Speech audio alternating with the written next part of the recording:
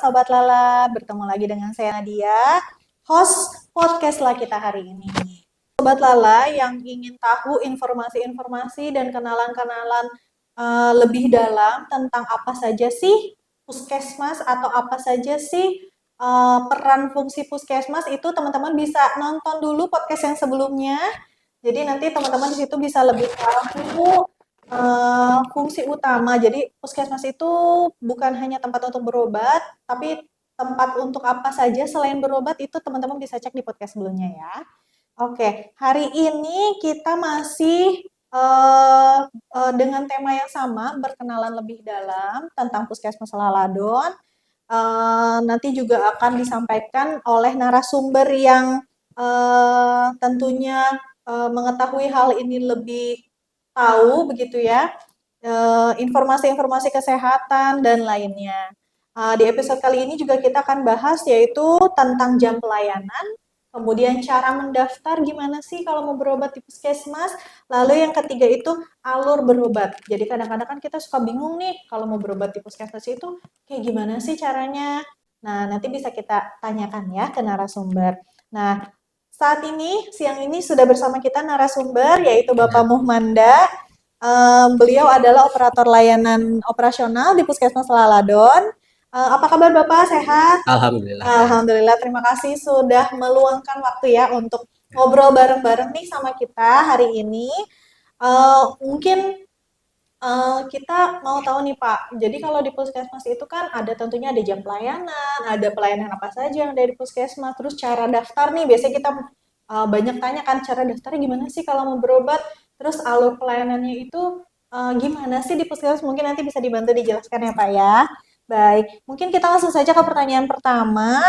Mungkin masyarakat juga masih banyak yang bertanya nih, sebetulnya jam pelayanan nih di Puskesmas Ladon itu mulai jam berapa sih Pak? Untuk jam pelayanan kita itu dari hari Senin sampai Kamis jam 7.30 sampai jam 3. Jam 3 sore. Ya, untuk hari Jumat jam 7.30 sampai jam 2. Jam 2. Dan untuk hari Sabtu 7.30 sampai jam 3. Sampai jam 3 sore. Begitu ya Sobat Lala. Jadi kalau untuk berkunjung gitu ya ke Puskesmas Ladan itu ada jam pelayanannya. Ada di jam 7.30 rata-rata ya Pak ya, mulai di 7.30. Nah, kalau untuk jenis-jenis pelayanan Pak di Puskesmas Ladan itu ada apa saja sih Pak? Untuk jenis-jenis pelayanan di kita itu ada poli umum, poli gigi, poli KB, KIA, kita juga ada MTBS, ada imunisasi dan laboratorium. Dan sekarang ada USG. USG kehamilan ya. Oh begitu. Kalau untuk jadwalnya ada nggak Pak? Jadwalnya kita untuk poli umum itu setiap hari, Senin sampai Jumat sampai Sabtu, sorry. Untuk poli-poli yang lain model misalnya pemeriksaan hamil, imunisasi, jiwa, poli TB itu ada di hari Selasa. Dan untuk imunisasi kita ada 2 hari, hari Selasa dan hari Kamis, dan poli KIA. Oh gitu. Kalau untuk imunisasi tadi di hari Selasa dan hari Jumat. Kalau untuk pelayanan ibu hamil di hari Selasa dan hari Kamis. Oh begitu. Jadi teman-teman kalau mau datang jangan lupa datang di jadwal pelayanannya ya, karena memang Puskesmas Ladan ini setahu saya memang tidak membuka semua poli di waktu yang bersamaan, sama sih seperti tempat-tempat yang lainnya, seperti puskesmas lain mereka ada jadwal-jadwalnya. Jadi tadi kalau boleh sambil saya luruskan itu untuk poli umum, poli gigi ya, terus poli MTBS atau poli umum, dan itu pastinya buka setiap hari ya Pak. Kecuali tanggal merah dong, hari Minggu juga libur ya Pak ya petugasnya. Nah, kalau untuk poli-poli yang lain tadi jadwal pelayanannya ada yang beda-beda ya, Sobat Lala. Seperti tadi kan ada misalnya mau periksa kehamilan itu jadwalnya di hari Selasa dan hari Kamis. Kemudian untuk ada yang mau imunisasi bayinya nih, itu jadwalnya di hari Selasa dan Jumat. Hari Jumat. Kemudian berarti kalau untuk USG itu khusus di hari Selasa ya Pak ya? Selasa dan Kamis. Oh, Selasa dan Kamis berarti berbarengan dengan pemeriksaan kehamilan. Dan untuk pelayanan-pelayanan yang lain seperti laboratorium Pak? Laboratorium kita setiap hari ada. Laboratorium setiap hari ya Sobat Lala. Baik, kalau untuk cara daftar nih Pak, biasanya pasien-pasien suka penasaran, gimana sih cara daftar berobat Apakah datang langsung atau bagaimana? Untuk daftar kita bisa offline atau on the spot, Oke, dan kita juga bisa online melalui aplikasi Mobile oke, JKN dan aplikasi Klinis ya. oke gitu. Jadi kalau untuk pasien BPJS itu bisa mendaftar melalui Mobile Mobile JKN. JKN.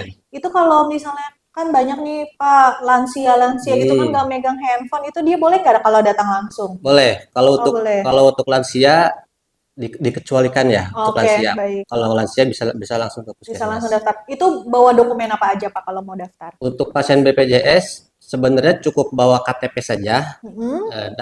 KTP. Kalau kalau KTP nggak ada, bawa kartu BPJS. Oke, baik. Berarti kalau misalnya untuk pasien BPJS itu Sobat Lala bisa daftar melalui mobile Mobile JKN JKN. ya, dan daftar langsung juga boleh. Dan kalau untuk pasien tunai bisa daftar online juga, Pak. Pasien tunai bisa kita pakai aplikasi Klinisia. Klinisia. Klinisia Oke, itu sudah ada di App Store dan ada Play Store ya, ya. Pak ya.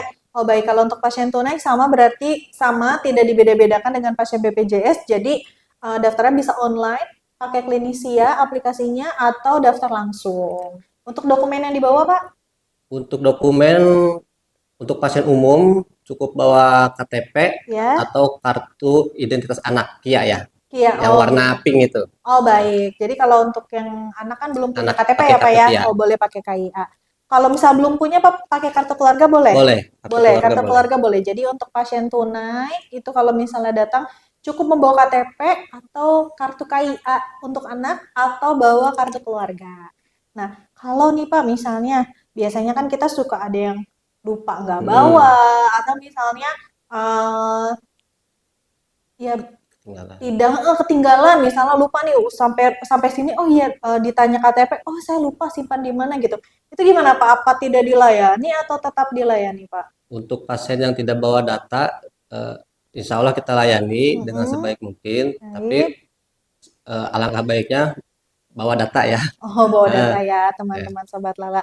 Jadi memang data itu penting ya. Biasanya sih kalau saya pribadi untuk data-data itu juga kadang suka saya rekap ada di handphone. Jadi kalau misalnya tidak bawa fisik, tidak bawa dompet gitu ya kan sekarang kadang-kadang orang juga tidak membawa dompet gitu ya karena semua transaksi misalnya keuangan pakai handphone. Tapi lebih baik untuk data-data seperti KTP identitas itu wajib dibawa. Jadi memudahkan juga ya Pak ya Iya untuk betul. segalanya, untuk pelayanan atau misalnya untuk kegiatan-kegiatan yang lain. Nah, kalau untuk alur berobat Pak, nih dari mulai pas kita datang itu saya misalnya pasien baru datang kan belum tahu nih harus Ya. kemana-kemana itu gimana Pak? Untuk alur pelayanan kita di depan itu ada mesin antrian. Nah, Mhm, dari mesin antrian minta nomor atau minta cetak resi ya di depan. Nanti kalau mhm, misalnya udah dapat nomor atau resi resi pasien, mhm, nanti nanti dipanggil di meja pendaftaran. Nah, baik, nanti kalau misalnya sudah dipanggil, nanti mhm. pasien diarahkan ke meja anamnesa atau meja tensi. Oh gitu. Nanti setelah itu baru Nanti mendapatkan setelah itu pemeriksaan. di dokter dipanggil, Mhm. setelah ke dokter baru ke farmasi ada di belakang. Untuk pengambilan obat ya Pak Pengambilan ya di obat farmasi. farmasi. Baik setelah itu mungkin. Nanti setelah di farmasi pasien dijelaskan Mhm, cara minum obat, cara pemakaian obat gimana. Nanti kalau mhm. udah selesai pasien bisa pulang. Oh gitu. Jadi mudah sekali ya teman-teman Sobat Lala. Jadi kalau misalnya mau datang ke puskesmas itu nggak perlu takut. Boleh bertanya ya Pak ya. Boleh. Boleh bertanya setelah ini saya kemana. Karena kan mungkin masih baru nih ke puskesmas Lala dan belum tahu alurnya. Terus belum tahu misalnya poli ini sebelah mana, poli ini sebelah mana. Itu Sobat Lala bisa tanyakan. Tidak apa-apa. Petugasnya nanti pasti akan menjelaskan. Nah untuk alurnya jadi seperti itu ya. Jadi pasien datang, nanti ke meja antrian, mengeja nomor antrian untuk mengambil nomor, lalu nanti akan dipanggil oleh petugas pendaftaran. Setelah itu ke meja pemeriksaan. Mungkin nanti di tensi dulu Tensi ditimbang dulu. ya Pak ya biasanya di anamnesa tadi seperti yang disampaikan lalu mendapat pemeriksaan dokter dan mengambil obat di meja farmasi seperti itu. Nah, kalau misalnya kan di Puskesmas Adan terima pasien BPJS ya Pak Ya ya, betul. bekerja sama dengan BPJS. Itu kalau untuk mau minta rujukan BPJS gimana Pak? Untuk pasien BPJS yang mau rujukan itu kita ada sistem rujukan berjenjang ya. Jadi Baik. untuk rujukan berjenjang itu kita dari puskesmas itu harus atau wajib ke tipe C dulu. Oh, begitu. Rumah sakit tipe C. Rumah sakit tipe C. Betul. Oh, baik. Nanti kalau misalnya eh rumah sakit tipe C dari puskesmas dirujuk ke rumah sakit tipe C. Ya. Setelah itu kalau mau minta rujukan balik lagi bisa ya Pak ya? Bisa. Karena kalau pengobatan masih biasanya kan Ya.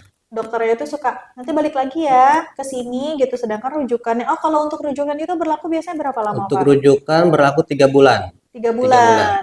Untuk poli yang sama. Poli yang sama. Oh begitu, baik. Begitu ya, Sobat Lala. Jadi mudah sekali untuk rujukan. Jadi nanti teman-teman sama seperti alur berobat ya. Nanti Betul. setelah dari dokter, itu nanti bisa dicetak rujukannya. Dan rujukan BPJS itu berlaku 3 bulan, bisa digunakan untuk poli dan rumah sakit yang sama. Baik, untuk yang terakhir nih Pak, mungkin ada pesan-pesan bagi masyarakat yang ingin berkunjung ke puskesmas agar menjaga pelayanan di puskesmas agar tetap tertib dan nyaman. Masyarakat yang mau berkunjung ke puskesmas dimohon untuk menjaga kebersihan, kerapihan, dan jangan lupa bawa identitas untuk pelayanan yang lebih baik dan lebih cepat. Baik, tentunya juga datang sesuai jadwal Ya, ya Pak betul. ya, karena khawatir nanti kalau misalnya Sobat Lala datang mau imunisasi misalnya di hari Senin bukan jadwalnya nanti balik lagi. Jadi nanti Sobat Lala mungkin bisa mencatat begitu ya, mencatat jadwal-jadwal pelayanan dari Puskesmas Laladon atau mungkin boleh nanti tanyakan ke sosial medianya Puskesmas atau WhatsApp-nya hotline-nya Puskesmas itu boleh, nanti boleh ditanyakan takutnya lupa gitu ya. Nanti boleh ditanyakan tentang jadwal pelayanan agar tidak bolak-balik gitu ya. Nah, untuk informasinya hari ini sangat bermanfaat Bapak. Terima kasih atas informasi yang telah disampaikan. Semoga setelah mendengarkan episode kali ini, masyarakat itu menjadi lebih paham tentang jam pelayanan, kemudian jadwal-jadwal pelayanan, cara mendaftar, dan alur pelayanannya. Terima kasih kepada Bapak Muhmanda sudah hadir di podcast lah hari ini. Terima kasih juga Sobat Lala yang sudah mendengarkan podcast lah. Jangan lupa terus ikuti informasi selanjutnya yang lebih menarik dari Puskesmas Laladon. Saya Nadia, pamit undur diri. Wassalamualaikum warahmatullahi wabarakatuh. Dadah.